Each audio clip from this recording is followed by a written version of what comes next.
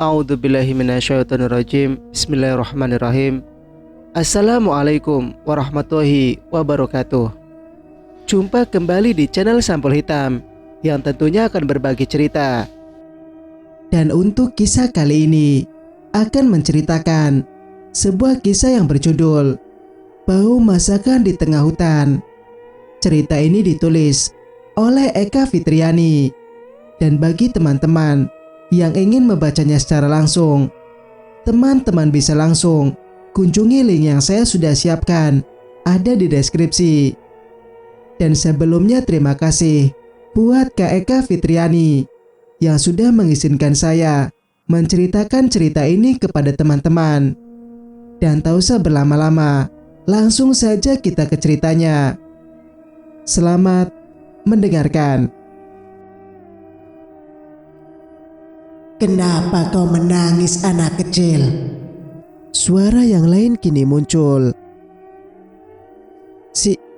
Siapa itu? Arman mencari-cari suara itu dengan wajah ketakutan. Jangan takut. Aku hanya ingin meminta bantuanmu. Mendekatlah kemari, anak manis. Tidak, aku tidak mau. Kamu anak yang pintar. Siapa namamu? Arman. Arman. Bagaimana jika aku memanggilmu Malin? Tidak mau. Papa bilang nama Arman nama yang bagus. Benarkah itu? Arman mengangguk. Di mana bapakmu, anak manis? Bapak sudah meninggal. Arman menangis terseduh-seduh. Meninggal? Iya. Apa kamu ingin bapakmu hidup kembali? Arman hanya mengangguk. Kemarilah. Arman mendekat ke suara yang berada di depan mulut gua. Maukah kau menolongku? Bagaimana cara aku menolong Tuan? Berdoalah dengan sungguh-sungguh kepada Tuhanmu agar membebaskan aku dari tempat ini. Arman terdiam. Kedua tangannya menengadah ke langit. Arman mengucapkan doa seperti yang suara itu katakan. Tidak lama setelah itu, terlihat pintu gua bergerak dan terbuka. Arman menyeret tubuhnya mundur dari pintu gua yang terbuka itu. Anak itu merasa sangat takut. Asap tebal keluar dari dalam gua. Bersamaan dengan itu, muncullah laki-laki dengan tubuh yang ditumbuhi bulu-bulu lebat berwarna merah. Mata melotot tajam, gigi dan taringnya saling beradu dengan lidah yang menjulur panjang. Papa, Arman takut. Jangan takut. Kemarilah. Aku Panda yang telah kau bebaskan dari tempat itu. Karena kebaikanmu, maka aku akan memberikan sebuah hadiah sebagai imbalan untukmu. Akan aku tunjukkan sesuatu padamu. Ikutlah denganku. Laki-laki yang bernama Pandak itu menarik lengan Arman. Kita mau kemana, Tuan? Lihat saja nanti. Arman berjalan beriringan di sebelah Pandak. Sementara di tempat lain, Datuk Panjang menanyakan keberadaan anak laki-laki Parjo kepada orang-orang yang berada di tempat itu. Mereka mengira Arman dibawa oleh ibunya. Marsriah datang setelah selesai pemakaman. Setelah itu pergi lagi bersama Pak Abdul. Datuk menyayangkan hal itu, padahal dia dan istrinya berniat akan membesarkan Arman dan mengangkatnya sebagai anak. Mereka juga memiliki satu anak laki-laki yang sebaya dengan Arman. Dengan begitu, pastinya Arman tidak kesepian karena telah kehilangan bapaknya. Setelah selesai pemakaman, orang-orang membubarkan diri. Beberapa dari mereka membantu membereskan alat-alat pengurus jenazah di Pondok Parjo dan sebagian pulang ke rumah masing-masing karena tidak ada yang mengetahui keberadaan Marsriah. Akhirnya Datuk menyumbangkan sejumlah uang Parjo untuk pembangunan masjid dan menyantuni anak yatim. Satu persatu orang pulang ke rumah. Rumah kayu tambah begitu sepi. Malam datang menjelang. Angin kencang menggoyangkan pepohonan. Lolongan anjing saut menyaut bergantian. Asap tebal menyelimuti pondok yang baru saja ditinggalkan penghuninya. Pondok itu terguncang cukup keras hingga akhirnya kembali seperti semula. Terdengar hentakan kaki di atas lantai kayu dalam pondok itu. Langkah seseorang terdengar setengah berlari. Apakah tempat tinggalmu masih jauh? Di sana. Itu pondok tempat aku dan bapak tinggal, Tuan. Ayo kita ke sana. Pandak berjalan bersama Arman. Mereka berdua berjalan mendekat ke arah pohon. Coba kau ketuk pintunya. Aku yakin jika bapakmu masih ada di dalam. Dengan ragu, Arman mengetuknya. Tidak ada jawaban. Benarkan kataku, Papa sudah gak ada. Bocah itu kembali menangis. Setelah cukup lama tiba-tiba suara pintu yang terbuka. Sosok laki-laki muncul dari dalam pondok itu. Papa. Arman mengusap-ngusap matanya berulang kali. Arman, kamu dari mana saja, Nak? Bapak sangat mengkhawatirkanmu. Ini benar Bapak kan? Kamu ngomong apa, Nak? Ini Bapak. Bapak. Bapak. Arman memeluk erat tubuh laki-laki yang menyerupai Parjo itu. Terlihat senyum menyeringai dari Pandak dan Parjo palsu. Sudah, jangan menangis. Tangan Parjo mengusap-ngusap kepala Arman. Papa jangan tinggalkan aku lagi. Iya, Papa janji akan selalu bersama denganmu terus. Ayo. Parjo palsu itu menggandeng lengan Arman. Kita mau kemana, Pak? Mulai hari ini, Papa tidak bekerja di tempat Datuk lagi. Sekarang kita pindah ke tempat baru. Karena Bapak sekarang bekerja di tempat Tuan Pandak. Arman tidak tahu jika Parjo yang sebenarnya telah meninggal. Sehingga dia menuruti dan mengikuti perintah Parjo palsu itu. Singkat cerita, Parjo palsu dan Pandak berhasil menipu si kecil Arman. Hingga nama Arman digantinya menjadi Malin. Tujuannya supaya orang tidak tahu identitas Arman yang sebenarnya. Karena bagi mereka, Arman adalah aset yang sangat berharga di kemudian hari. Hari-hari berlalu sangat cepat. Arman kini telah berganti nama menjadi Malin. Dia tumbuh dewasa dengan kedua laki-laki yang merawat serta mendidiknya. Pandak dan Parjo selalu mempengaruhi pikiran Malin dengan hasutan dan kebencian terhadap ibu kandungnya sendiri, yaitu Marsriah.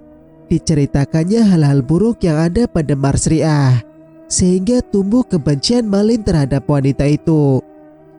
Malin menganggap jika semua wanita yang ditemuinya sama seperti Marsriah, yang memiliki sikap buruk. Kebencian Malin terhadap wanita dimanfaatkan oleh Pandak. Dia menyuruh agar Malin mau mengorbankan wanita-wanita yang menjadi musuh bagi Malin. Pandak berbohong kepada Malin. Jika dia tidak mencari tumbal, maka ilmu orang Pandak itu akan melemah. Itu semuanya akan berdampak kepada bapaknya yang akan cepat menua dan akhirnya mati. Malin yang tidak mau kehilangan bapaknya itu akhirnya selalu menuruti perintah Pandak dan Parjo palsu.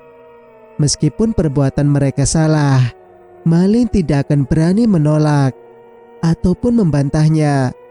Hingga suatu hari, tanpa sengaja Malin mendengar ucapan Pandak yang membuat Malin tersadar akan tipu daya mereka selama ini. Rasa sakit hatinya terhadap Parjo palsu dan Pandak membuatnya membabi buta. Malin mendatangi wanita tua yang bernama Naimah. Dia memberikan benda yang bisa membunuh anak dari orang Pandak itu. Dan Malin juga memberitahukan kelemahan Pandak si buruk rupa. Agar bisa dikalahkan. Keesokan paginya, Malin membakar rambut yang didapat dari kepala Parjo palsu. Setelah itu menghampirinya dengan parang di tangan. Parjo palsu tidak menyadari kedatangan Malin. Hingga akhirnya Malin memenggal kepala lelaki itu di hadapan banyak orang. Parjo palsu dikenal sakti mandraguna oleh orang-orang yang berada di sekitar hutan larangan. Banyak dari mereka yang meminta kesaktian kepada Parjo palsu. Lelaki itu terkenal akan keawetan mudanya dan ilmu kebal yang dimiliki. Namun hanya dengan satu tebasan parang oleh Malin, lehernya putus, terpisah dari badan. Banyak orang yang tercengang melihat aksi Malin. Setelah Datuk Panca mengenali wajah Parjo, barulah sebagian warga itu teringat akan Parjo yang mati dengan cara gantung diri. Jarak antara pondok Parjo dan hutan larangan sekitar 3 jam lebih. Orang-orang yang memakamkan Parjo kala itu sebagian adalah warga pendatang yang bekerja sebagai penjaga kebun sawit yang baru tanam. Jika kebun sudah siap panen, mereka akan berganti ke tempat yang lain. Tidak heran jika banyak yang tidak mengenali wajah Parjo selama 30 tahun. Barulah mereka sadar akan Arman, anak dari Parjo yang menghilang setelah pemakaman. Ternyata anak itu bukan dibawa Marsriah, melainkan hilang dibawa oleh bangsa jin. Malin menyerahkan diri ke pihak yang berwajib. Malin dijatuhi hukuman mati karena banyak manusia yang menjadi korbannya. Singkat cerita, teriakan putri membangunkan orang Pandak yang sedang bersemedi. Mata merahnya membuka tajam. Putri, anakku. Dia bangkit dari duduknya, berayun dari satu pohon ke pohon yang lain.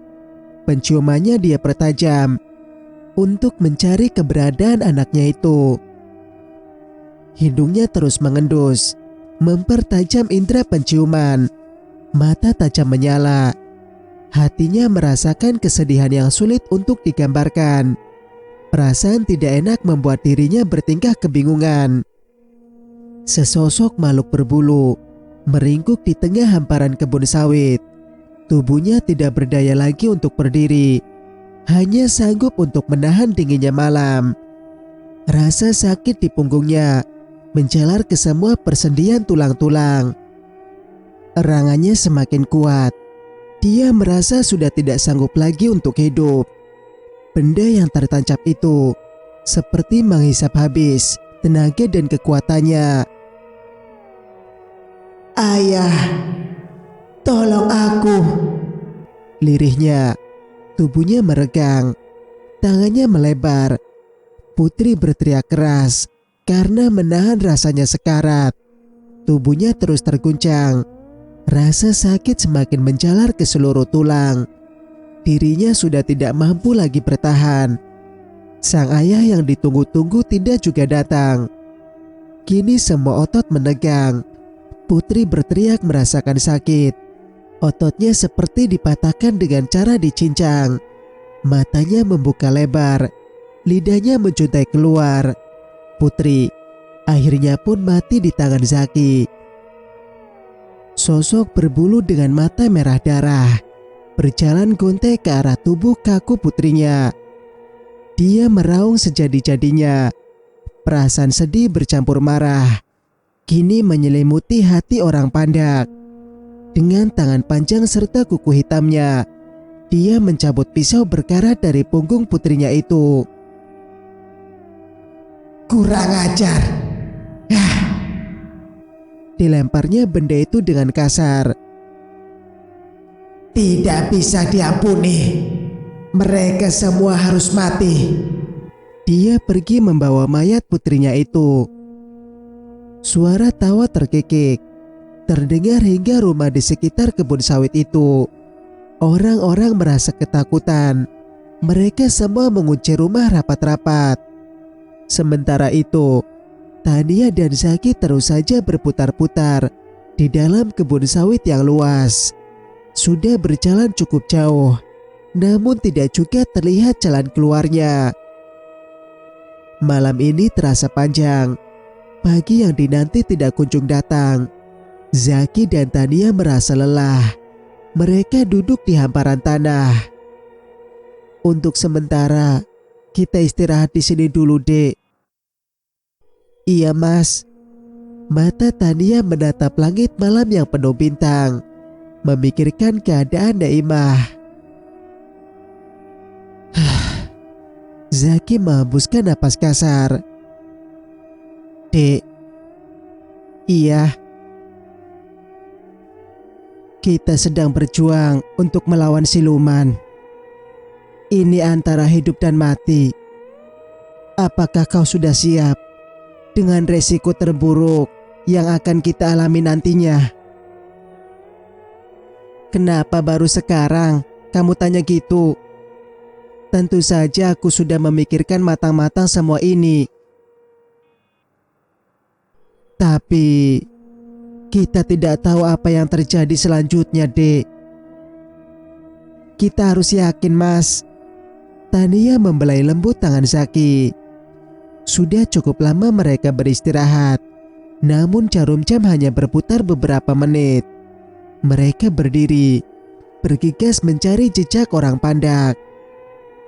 Zaki dan Tania terpental akibat kibasan pelepah pohon sawit yang terjatuh. Kamu gak apa-apa kan, Dek? Zaki membantu Tania untuk berdiri. Gak apa-apa, Mas. Untung saja kita tidak kejatuhan ya. Aneh, bagaimana bisa pelepah itu terjatuh? Tania mengerutkan kening. Aneh gimana, Mas? Pelepah sawit itu kuat. Tidak bisa mudah jatuh seperti ini, kecuali dipotong menggunakan pisau khusus. Zaki melihat ujung pelepah yang terjatuh itu. Tetesan air dari atas pohon sawit mengenai kepala Tania. Dia pun memutar kepalanya untuk melihat ke atas. Matanya terbelalak ketika melihat makhluk berbulu menatapnya dengan mata merah yang menyala. Lidahnya menjulur panjang. Terlihat liur yang menetes darinya. Tania melangkah mundur. Mas, lihat itu. Zaki mendongakkan kepalanya ke atas. Itu. Mereka membeku untuk beberapa detik. Dengan cepat, Zaki menarik lengan Tania untuk pergi. Mereka berlari kencang, mencari tempat yang luas dan lapang. Rencananya mereka akan saling berbagi tugas untuk menyerang. Makhluk itu terus mengejar. Dari pohon ke pohon dia bergelantungan. Prak. Orang Pandak itu berhenti di belakang Zaki, tepat di hadapan Tania. Zaki yang tidak menyadari hal itu, dia terus saja berlari tanpa Tania di belakangnya.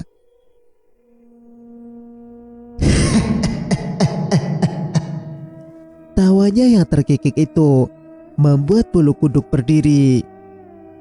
Akhirnya kita berjumpa kembali, wahai gadis Prugo. Kau lagi rupanya, dengan nada gemetar. Ternyata kau masih ingat denganku, anak manis. Wajah burukmu mudah diingat, jawab Tania ketus. Aku senang sekali jika kau berani seperti itu. Membuatku semakin bernafsu melahapmu. Cuy, kau sungguh sangat percaya diri, Pandak. Pandak tertawa mendengar ucapan Tania. Dia tahu jika di dalam hati gadis itu sedang merasakan ketakutan. Tania kebingungan. Dia tidak tahu apa yang harus dilakukan. Seluruh tubuhnya terasa dingin. Kakinya sangat sulit untuk digerakkan.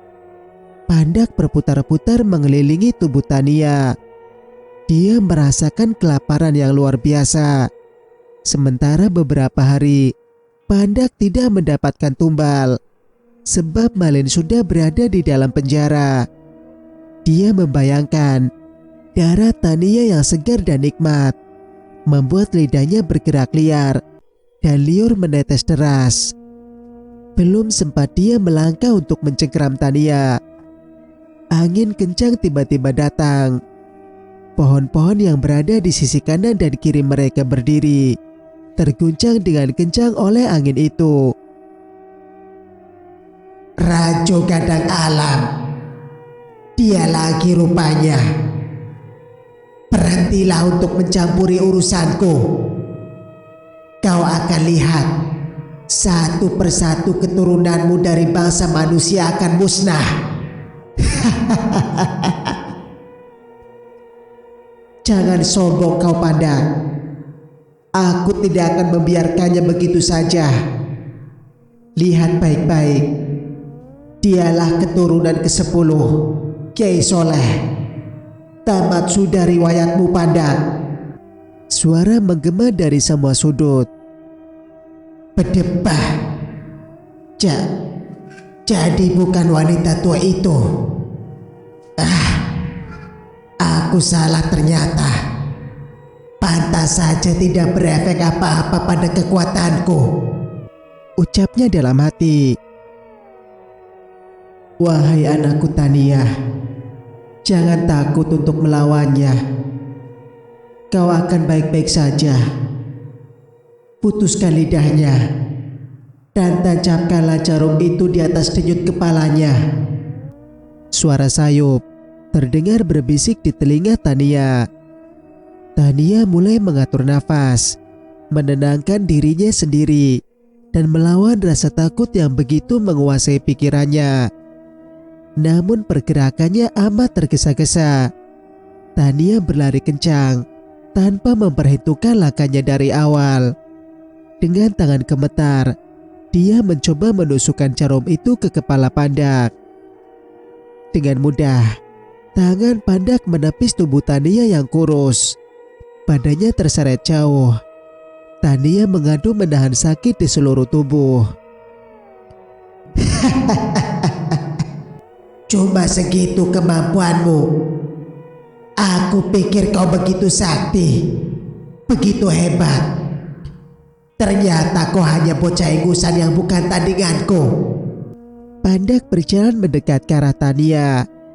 Tania mencoba bangun, meskipun tertatih-tatih. Darahmu sungguh harum, anak manis. Perutku terasa lapar sejak tadi. Lidahnya meliuk-liuk naik turun. Tania mencoba kembali menyerangnya. Dengan kekuatan penuh dia kerahkan untuk melawan Pandak. Sat! Si buruk rupa itu menangkap tubuh Tania dengan tangan panjangnya. Lepaskan aku.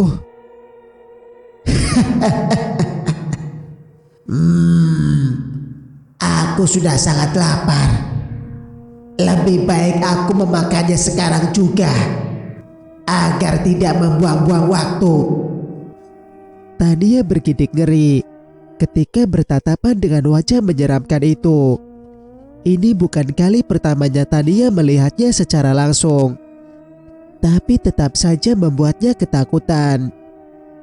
Wajah hitam legam, mata bulat menyala seperti darah. Taring dan gigi yang tidak rata saling beradu satu sama lain.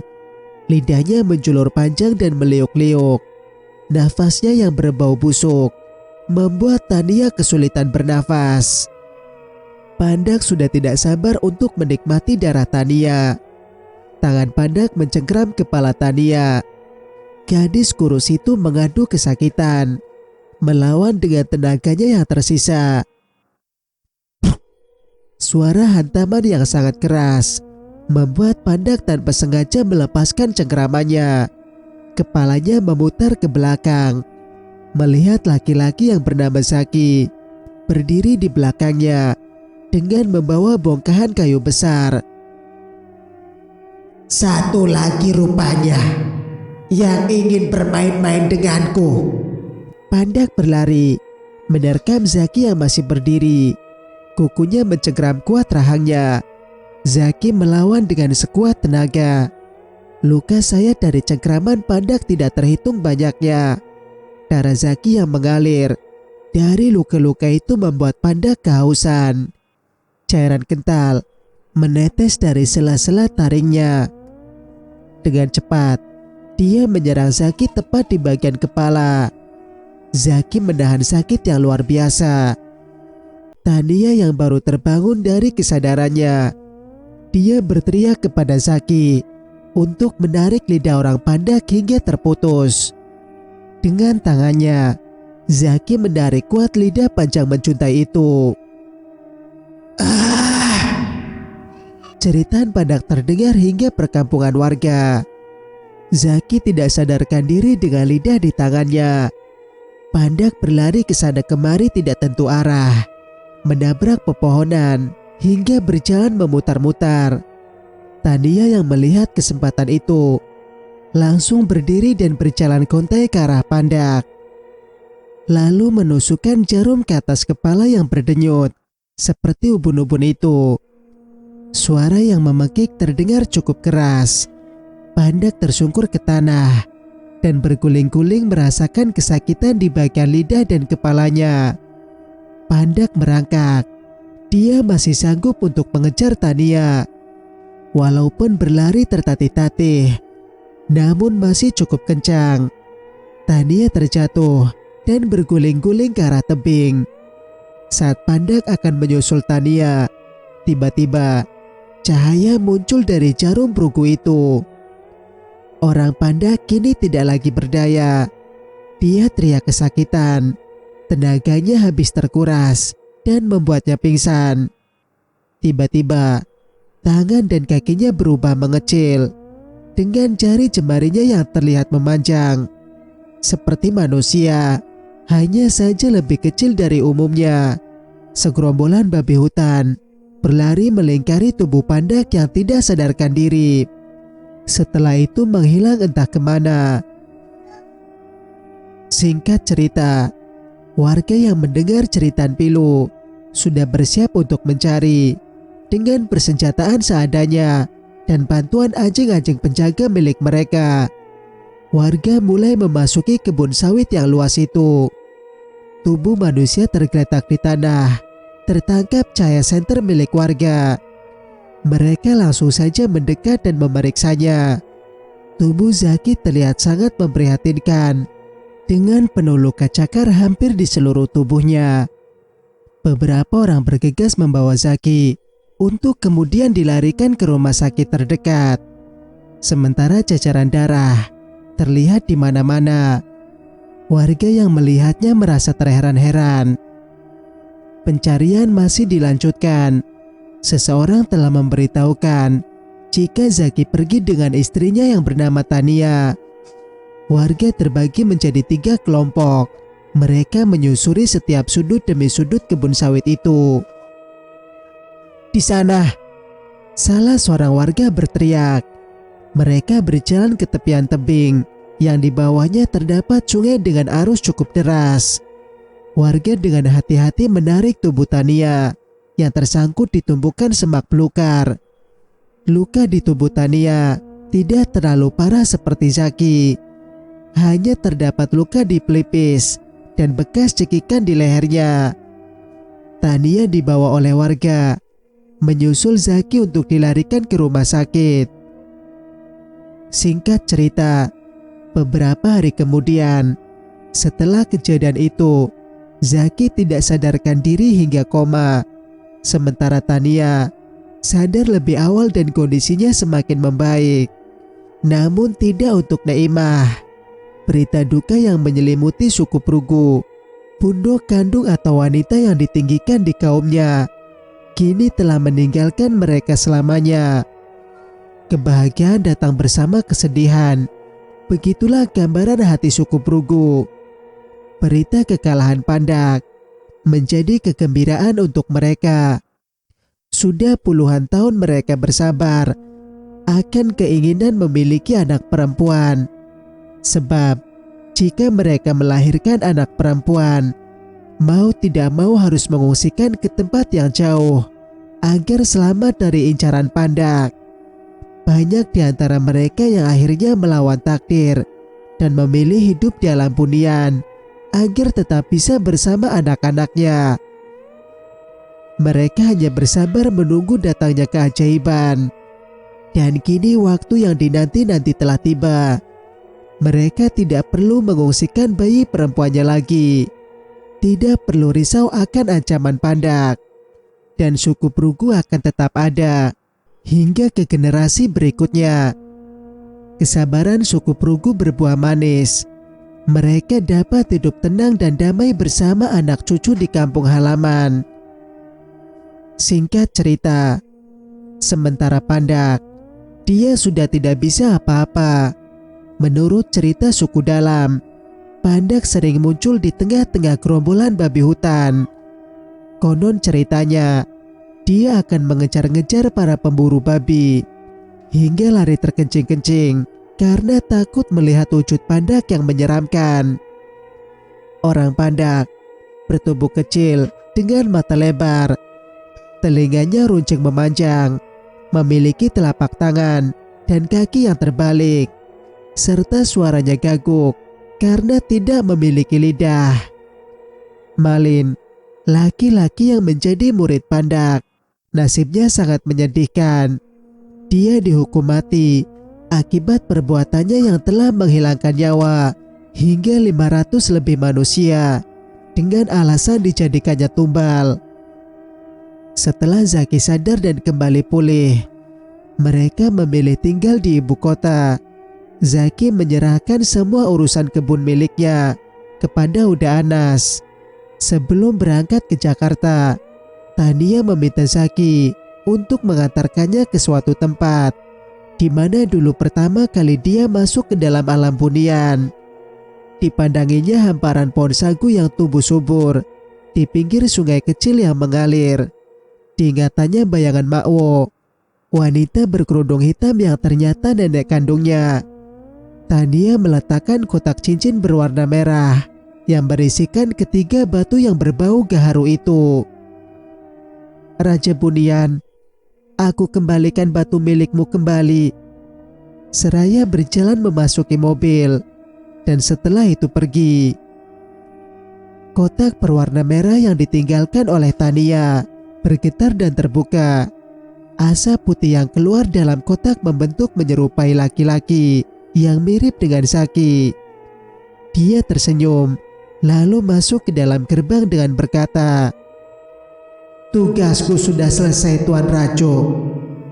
Setelah itu, kembali hilang bersama dengan gerbang gaib itu. Cerita pun selesai. Jika kalian suka dengan ceritanya, jangan lupa untuk like, komen, dan subscribe channel ini agar bisa mendengarkan cerita-cerita yang lain. Wassalamualaikum warahmatullahi wabarakatuh.